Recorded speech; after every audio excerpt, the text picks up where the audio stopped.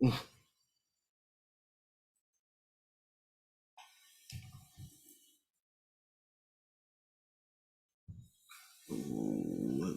fix that right now. Oh, for crying out loud.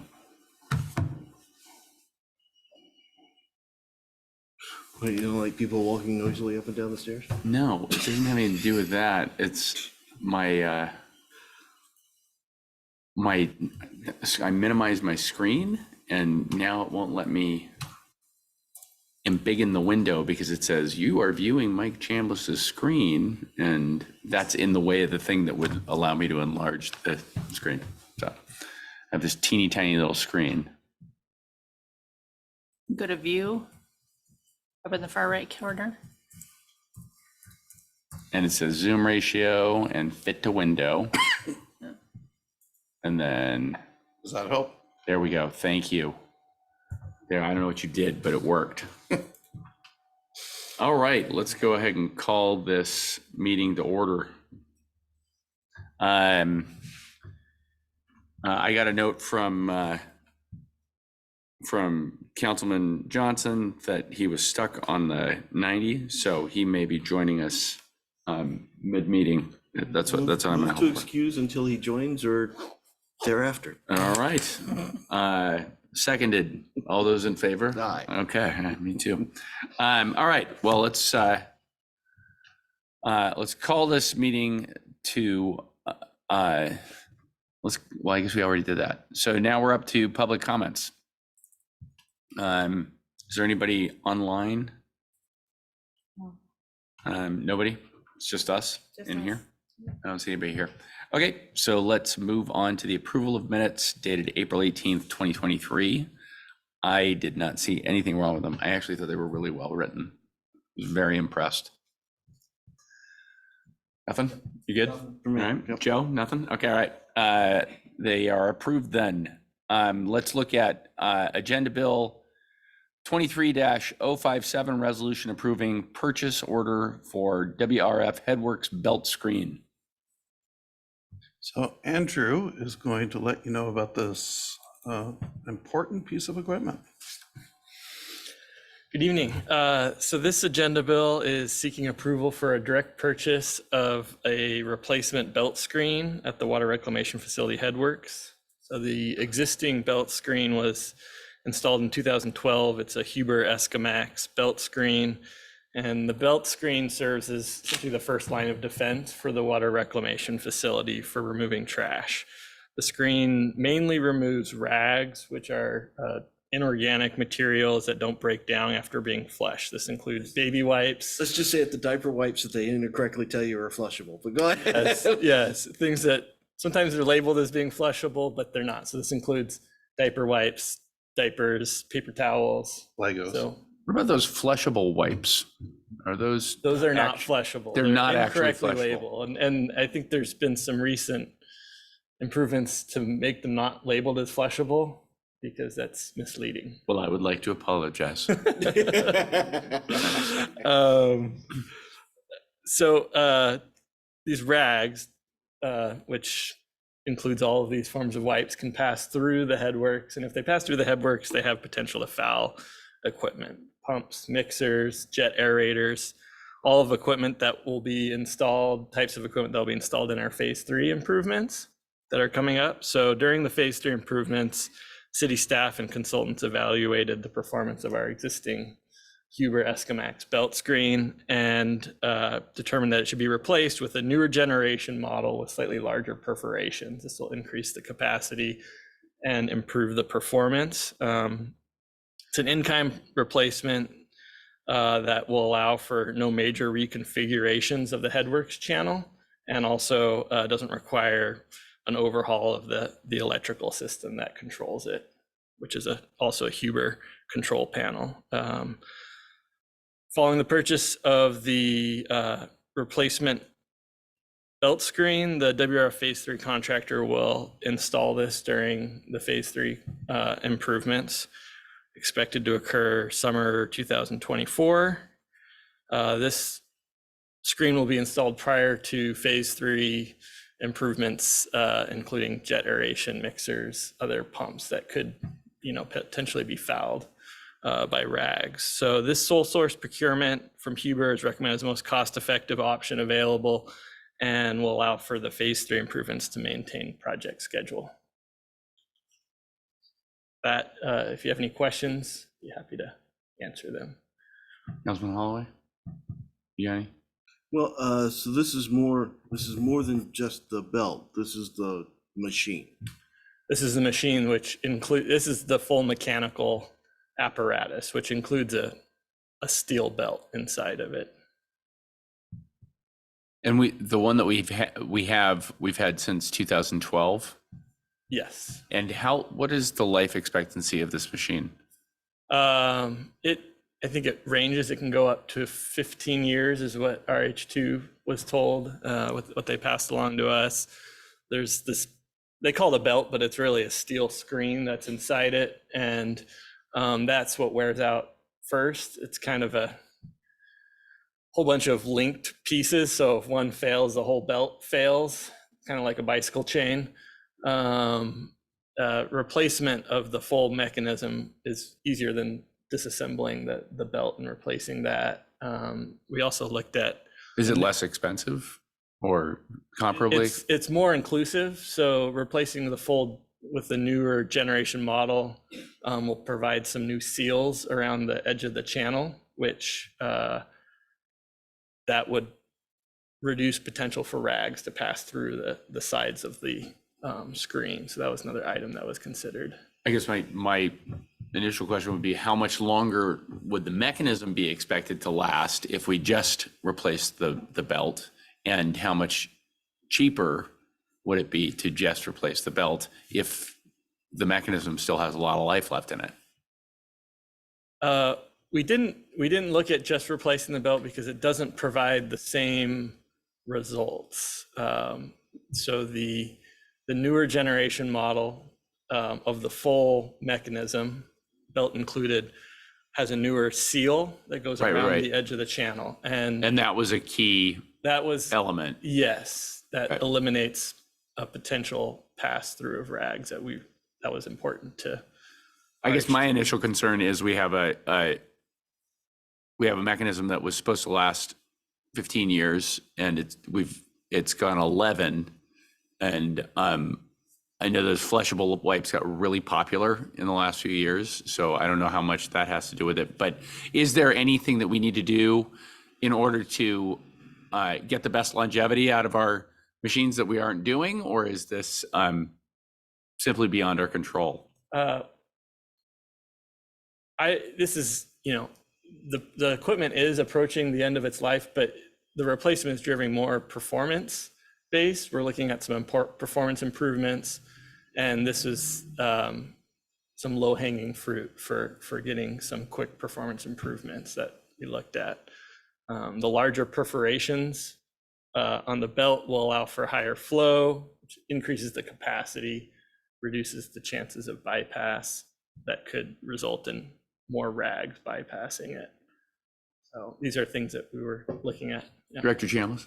To directly answer your question, our wastewater staff are doing everything they can to prolong the life of all of our equipment and doing the proper maintenance. As a matter of fact, I am pleased to let you know that they won the state award from the Department of Ecology for wastewater plant of the year. We got that information just last week. So they are getting it done. That's fantastic. Good. And this will make it work better. Yes. Okay. So I have a question. So what's the normal lead time? So the contract we have in here is about 30 weeks, and that's after we get submittals approved. So we're expecting having it installed in probably close to 9 months from now. I'm still having difficulty. It's not broken. It gives you more throughput of wastewater without the rags. Why do you need that?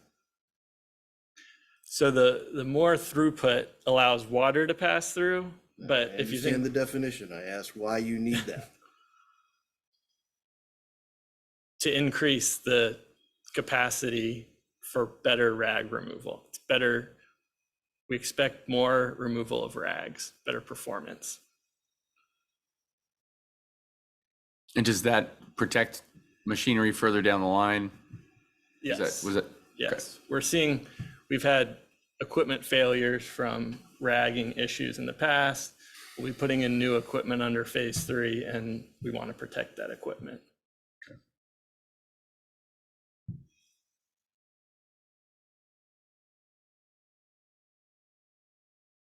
Was this in the larger budget? This was an expected, something that was expected to be replaced, or is this something new? This was evaluated during design of phase 3, so it was not originally planned.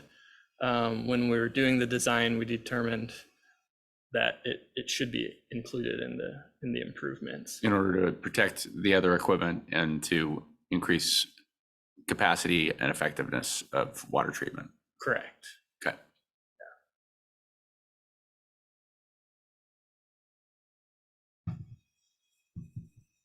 Councilman Holloway? This seems reasonable to me. This seems like they're figuring out better ways to keep machinery working, and yep. IT, can you promote Councilmember Johnson, please? Thank you.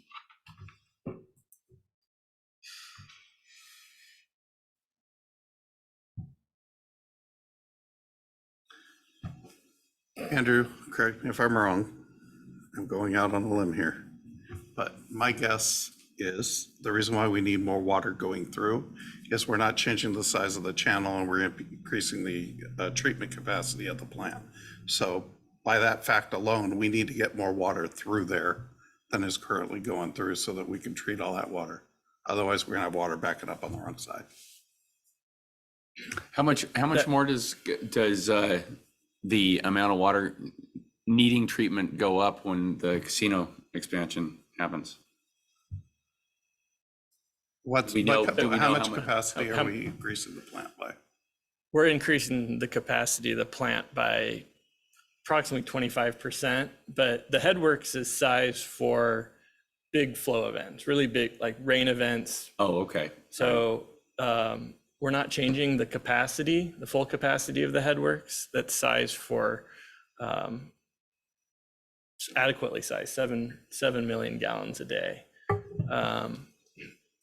There is a second headworks bypass. So if the plate screen that we're replacing clogs, there's a bypass channel that is a passive bar screen. It doesn't perform as well as a belt screen does, which that would be a concern if we're bypassing through that system more frequently. Could be an introduction of rags.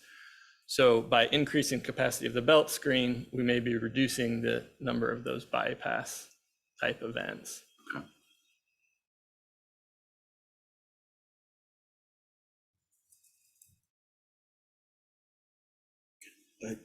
Non-consent, I need some more education, guys, because you're not, Can you do this again in front of the whole council? Absolutely, yeah. what I need to know, though, you're not doing this for capacity.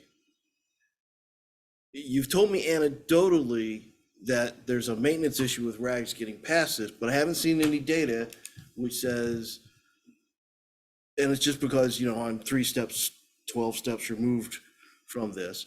I haven't seen any data that says that's an issue, nor have I seen any data that says, if we do this, we expect to see this lesser amount of maintenance due to these issues in the future. These are the rag issues we've seen in our historical data. We expect 50% of those to go away in the future. Okay. So I don't know if this is a wanna or a gotta have. I haven't seen the data to differentiate. You need to help me there. But if it's a wanna, I gotta struggle with it. Okay, so help me with that in the meantime, but let's move it forward, but please keep it off consent. Okay. Councilman Johnson, I know you jumped in late, but You got anything to say on this one? I do not have anything to add at this time for this item. Thank you. Okay. My apologies for being late. Not your fault. I-90 traffic is a real thing. Especially- You're hearing what Councilman Holloway's articulating, right? Yeah. Okay, great. Thank you. Let's see, are we ready for AB 23-058 resolution selecting parametrics for construction management of Snoqualmie Parkway Rehabilitation Project? Yes, our engineer Hind Ahmed is going to speak to this, but first, But first. I'm going to steal her thunder a little bit and let you know that we had the bid openings for the project today. And the apparent low bidder came in at 3.75 million for the complete project. Now, obviously, my staff needs to go and crunch all the numbers and verify everything. Fair. But the next highest bidder was Lakeside at 3.75 million. So it's in that ballpark. Excellent results. All the credit goes to Hind. She shepherded this through the whole course. So thank you, Hind, and please go ahead and present the agenda bill. Okay, so I'm bringing agenda bill AB 23058, and this agenda bill seek approval to select parametrics for the construction management of the Snoqualmie Parkway. So the Snoqualmie Parkway Rehabilitation Project will make improvement to the parkway. We're doing grind and overlay from Southeast 99th Street to State Route 202. We are going to do some ADA improvement, ramps, pedestrian push buttons. We advertised the project to bid on April 11th, and we received the bids today. The construction for this is scheduled for summer 2023. For this project, we received an appropriation from the state legislature under Move Ahead Washington Capital Project. So this project is state funded, and based on that state funded project, we need to meet local agency guidelines. We need to meet WashDOT standards, and state funded project also have a special requirement on the documentation and the construction and the whole process. So from Snoqualmie Municipal Code for projects over $100,000, we can use MRC roster to select the vendors for the engineering and architectural services. So for this project, we used MRC rosters process. We determined parametrics to be most qualified based on their experience on a state-funded project, their proficiency with lag manual requirement, their previous experience with other city on a state-funded project, and also their high-quality work that they did for the city of Snoqualmie. So their scope of work for this project is the construction management part of it. So they do project management, pre-construction services, construction services, the material and testing, inspection, documentation. They will have, they will manage all the change. They will have field supervisors there on site during the construction phase. For this project, for this part of the project, the construction management, we budgeted the project for 6.4 million. We have in budget around 5.9 million. And for the construction management, we're planning to spend, or our cost, like the consultant fee is 228K. So we have enough money in budget for the construction management services. That's fantastic. Sounds like we've, do we have any idea why we were able to get such great bids? Oil prices have come down, and one of the other things we did was we released both the Parkway and our annual road program at the same time. And I think we may have benefited from that also. Do you just make brilliant decisions, Mike? Is it? No, Love it. I'll introduce you to all my right. wife. She'll tell you all about the other. Well, this is all Objection, good chair news. I'm leading not the worried witness. about, I'm not worried about your home life. I'm just worried about the streets here. That's fantastic. Okay. Councilman Holloway, anything? This was a professional services contract, is that correct? Yes. Okay.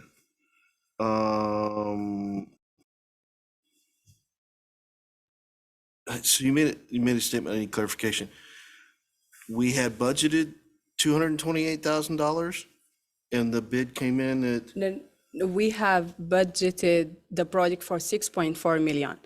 The whole project, it's include the construction management, the contract, the construction itself, the design and everything. So from that, we spend a little less than $1 million. So we have in budget now, as of today, is 5.9 million. Our construction came at 3.7 and our construction management is 220 something. So we have the money for the construction and for the construction management in budget. Awesome. So I have a question. The monies that we're getting from the state are Parkway monies, yes? Correct. We can't use those for streets. No, Okay. So then, but this contract is specifically just for the Parkway. This doesn't have to do with the this streets as well. construction manager for the Parkway. Okay, all right.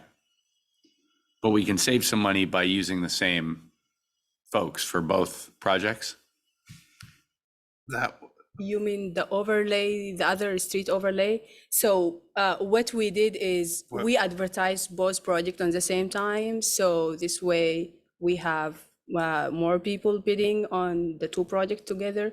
We leverage that, we get a good price on the overlay as well. We opened the bid at 12 today and we get also a good price on that one. So, but for the construction management, this one is specifically for the Parkway.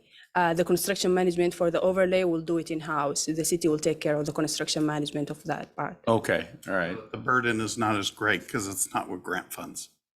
okay, all right.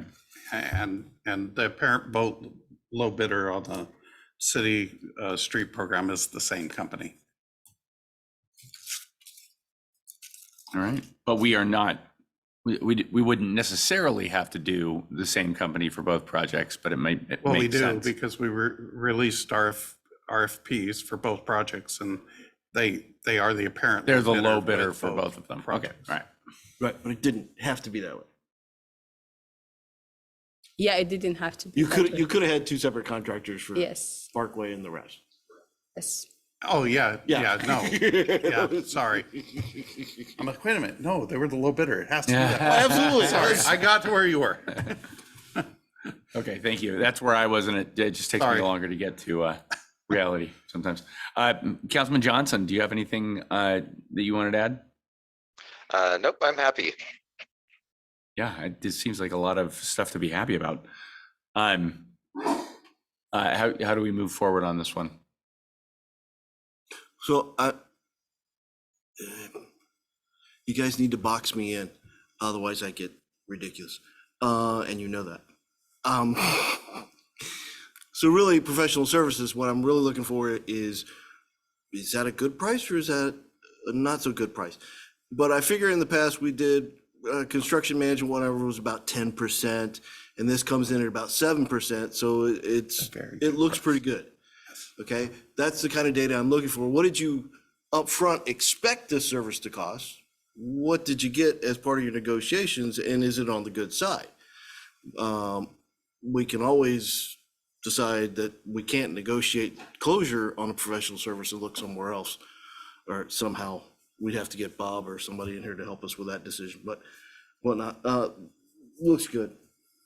I mean, and it's probably a good story enough to, unless you're Non-consent? short on time, keep it off consent. Well, the mayor will be running that meeting, so we'll just blame it on her if it goes long.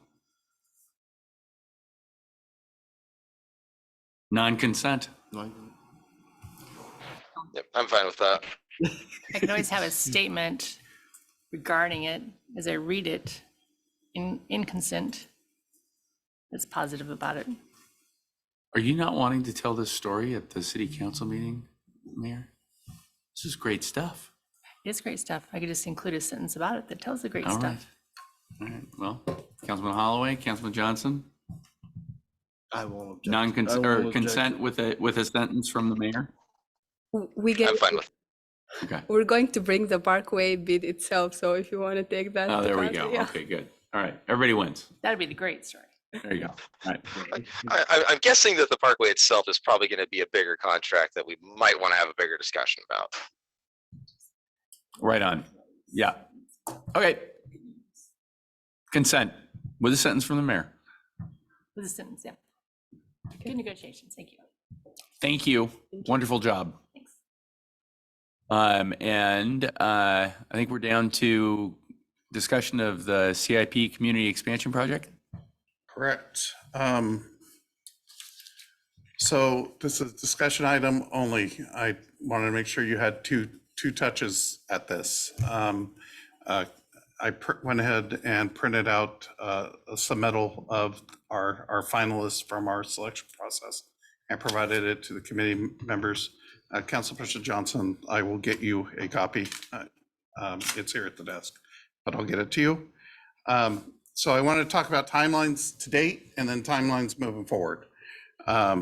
So we began with a walkthrough of the existing community center building up on the ridge on February 22nd. We then received submittals from 6 interested companies to be selected as the contractor for the facility. We are selecting the contractor for this project. They are bringing their design team, but we are selecting the people that are going to actually do the work to build it. From there, we completed the submittal review scoring. There was a representative from the YMCA, the city administrator, myself, the assistant director, city engineer, and also councilperson Christensen was on the committee that scored these submittals. And from that scoring, we reduced the number of 6 to 4 finalists.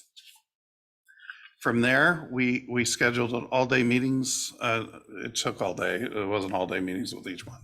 But on March 29th, we held meetings with each of the finalists, and we provided them with an opportunity to ask us questions, specific questions, so that they could tailor their presentation for the project.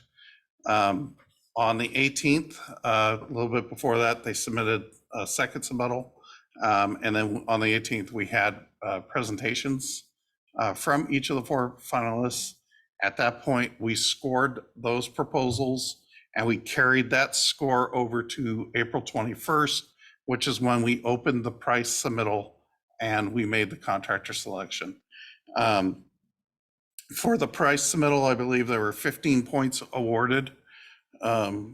Yes, and the lowest price got all 15, and then there was a ratio on how far off you were, what you got, what portion of the 15 to mathematically select the winner.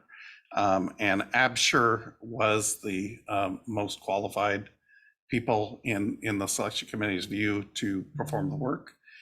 Today, we're here discussing it and then going to the future. The next Parks and Public Works Committee is going to have an action item on it to authorize the contract with the contractor to enter into the design phase. So this is one of the 2 go, no goes that the council asked for, to put it in NASA parlance. This is the stopping point. So if we want to proceed, that will be the council meeting on the 22nd is when we're asking for that authorization to execute the contract and move forward. One question I do have for the committee is, how do you want us to package that? Do you want 2 separate items, or do you view it that if you authorize the contract, you're authorizing us to move forward into the design phase?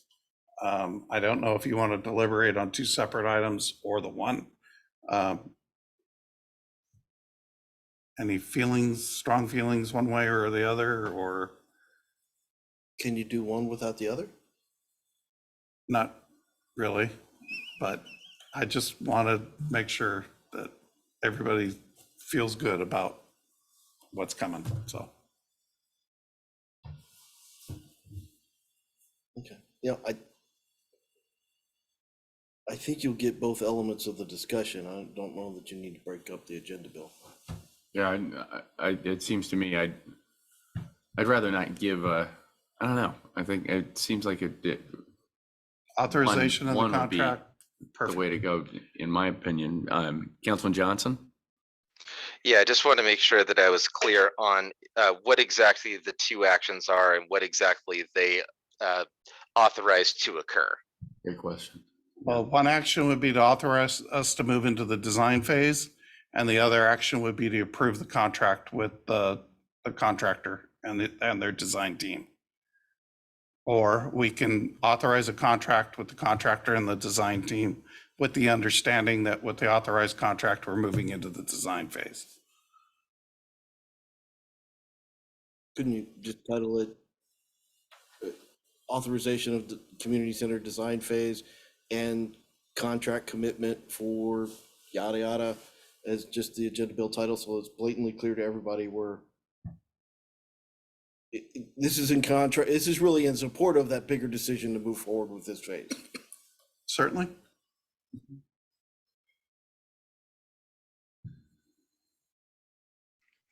Yeah, I'm fine with bundling. Okay. So assuming that the contract gets authorized on the 22nd of May, our 30% review date is the end of September.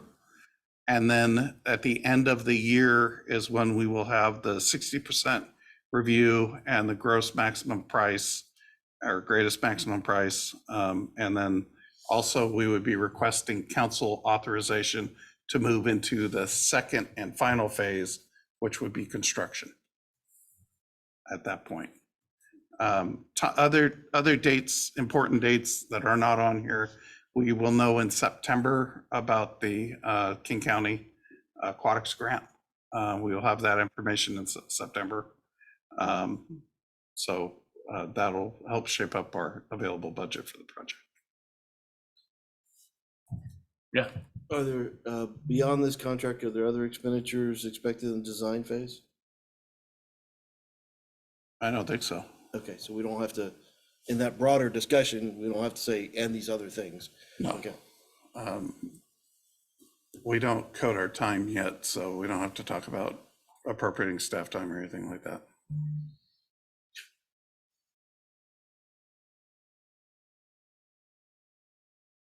This is exciting. exciting.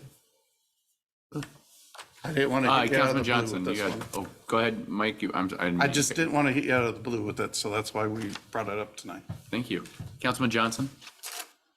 Yeah, there was one thing that could be significant maybe, which is that a number of residents who live in that part of the ridge have informed me that there is a very important ski slope, not ski, sledding slope that goes down toward the soccer field there, and that some of our plans for the tennis courts and the splash pad would effectively ruin that feature.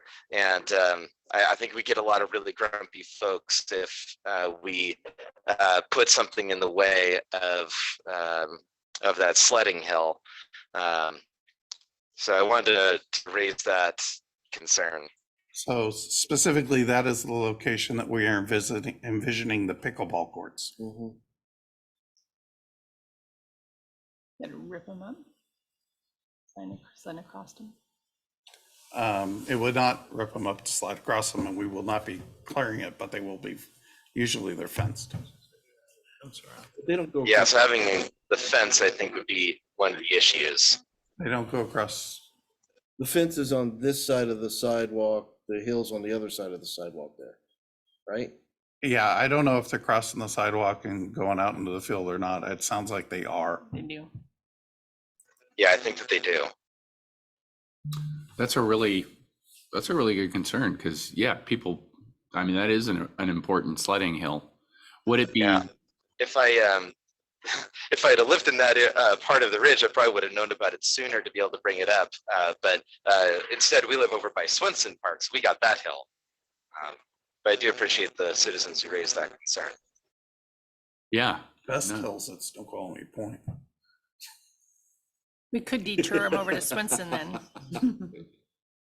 Well, and I live near that hill and have been sledding on that hill. And things don't go well over the sidewalk, although some may. And They don't go well over the sidewalk during sledding time? we don't get real snow here. We get slush and it'll get worn away pretty quickly. Always opinion. Okay. I guess I wonder if there is a way to look at the way that either the fencing is designed or something like that to allow the sledding to still be able to occur. I'm not sure exactly off the top of my head of what that would be, but I wonder if that is something we could look into. It would be difficult to take down and put up any type of fencing that's going to be robust enough to survive normal use, because we're talking chain link to be able to survive the daily wear and tear. The net portion, they do have features where you can pull the net stanchions out and make that go away, but the fencing would be the difficult part. If we were to prioritize sledding, would that take one pickleball court out, two, or all? How many? I can't remember what we were Or talking. would it just remove the fencing around the pickleball court? There are 3 pickleball courts and 2 tennis courts proposed. If the pickleball courts weren't fenced, And we put in removable stanchions for the nets. That is something that could certainly happen.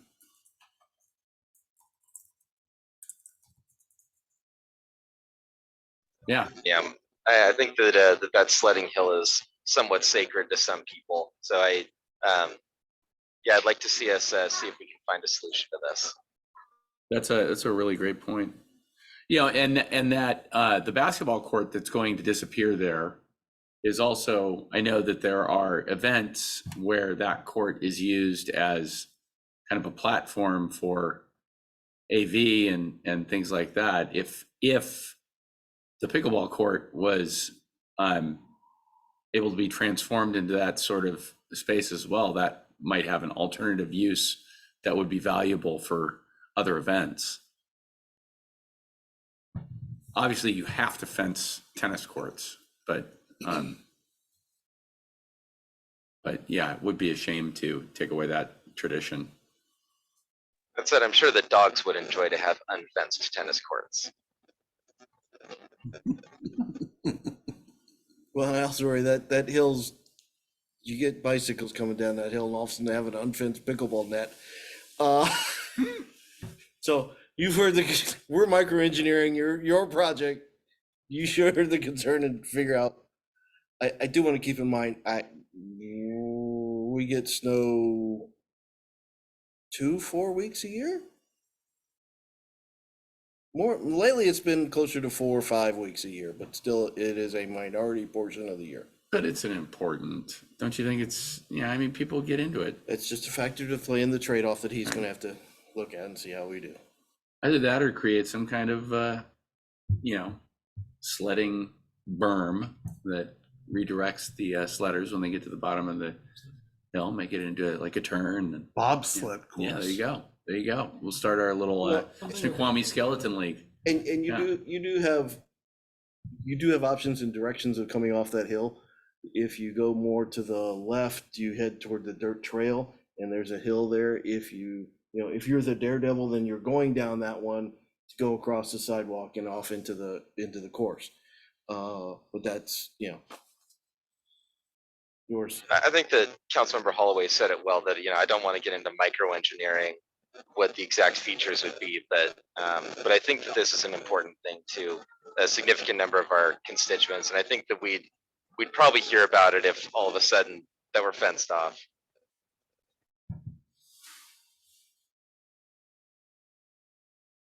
I think it's important to remember somebody's going to be mad. No matter what, matter somebody's what. going to be mad. True. But thanks for bringing that up, Councilman Johnson. That's a great point. Okay, anything further? I think that was the last thing on our list, so I will entertain a motion to adjourn. So move. Second. We are adjourned.